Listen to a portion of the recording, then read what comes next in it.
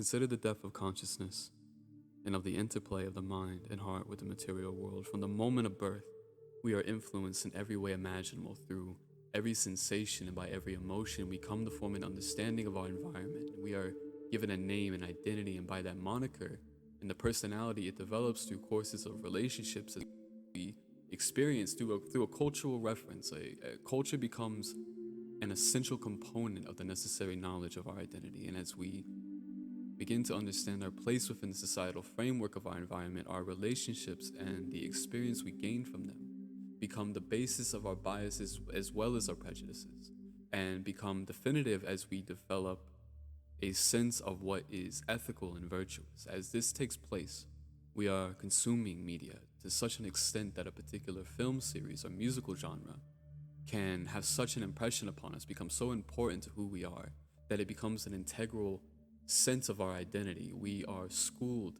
rigorously from the most formative years of childhood until our most impressionable.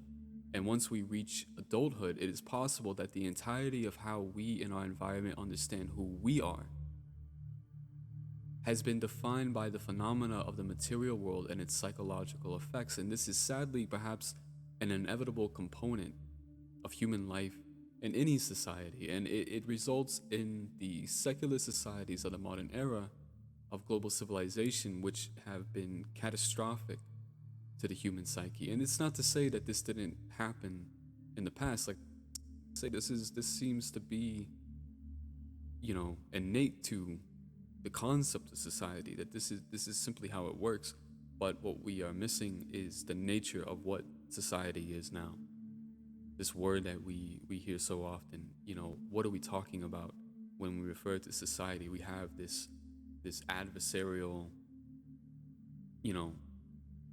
predisposition toward the concept of society. We feel like society is something that we have to revolt against. But that's not true if the society which you have built is healthy. If the society in which you have built is more beneficial to people than simply a desperate chaos to rebuild everything upon, theory, then certainly society is going to be preferable, and that's what we should strive to do, to build first within ourselves, and then we can begin building on the outside. That's an old cliche way of understanding it, but people understand it that way, and it's become cliche because that's what works. That's what people have found, that if you work on your inner condition, then the condition of your environment begins to change, and we begin to be pulled out of these cycles, and different distractions will come in their place. Different problems will come in the place of the problems which we solve, but that's a part of the process. That's a part of the process, and not being able to identify what exactly is happening is what is the reason why I keep going on and on about this point. Like, this is what happens to us. This is what we go through in these first years of our lives.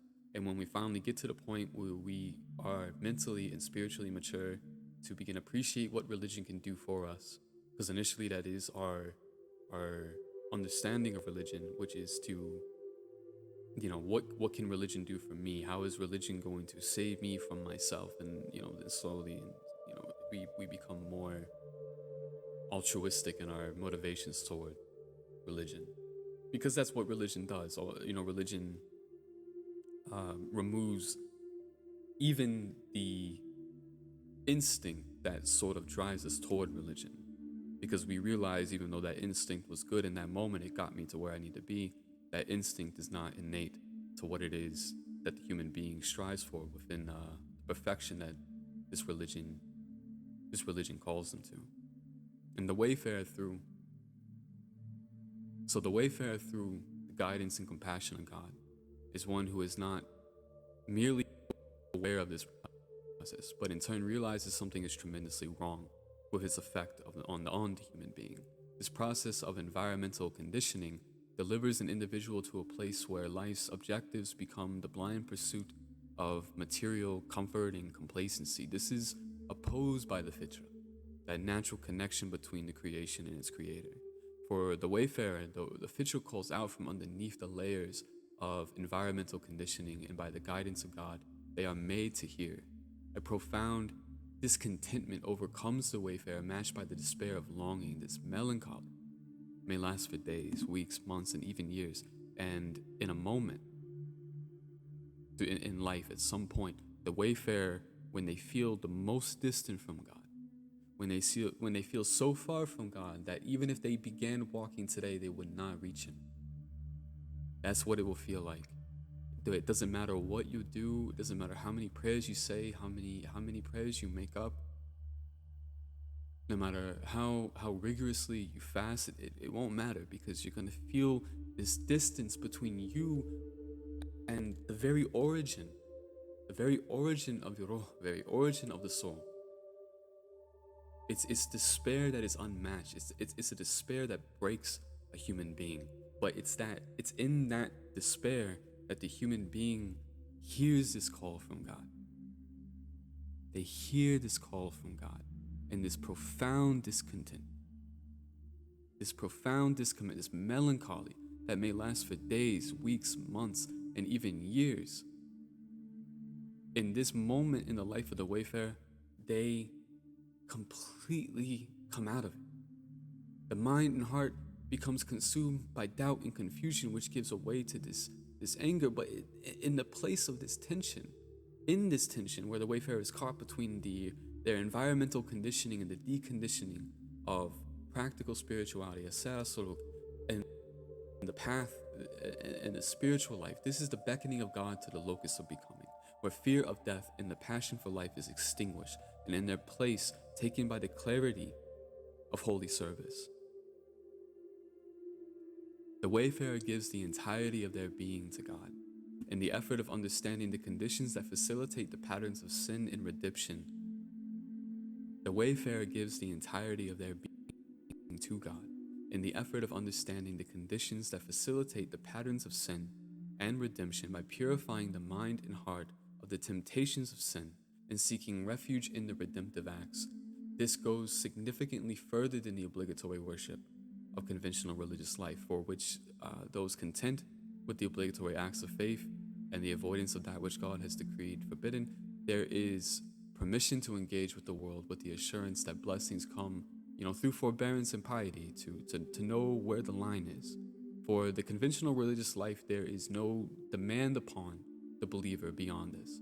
And paradise awaits those who have prepared for it in this life, and His trials and His mercy for those who do not.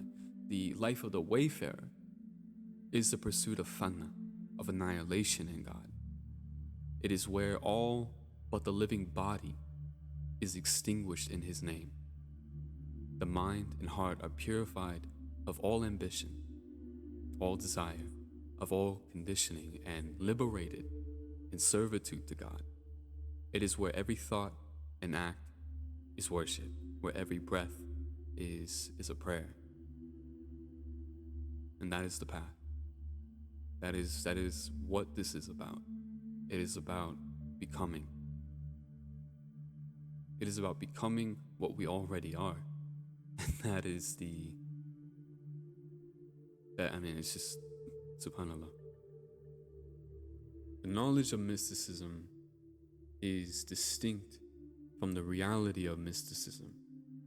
And the reality of mysticism is only ever truly understood in the Imam, who is not merely at the center of reality and its mystery, but is reality, is its mystery.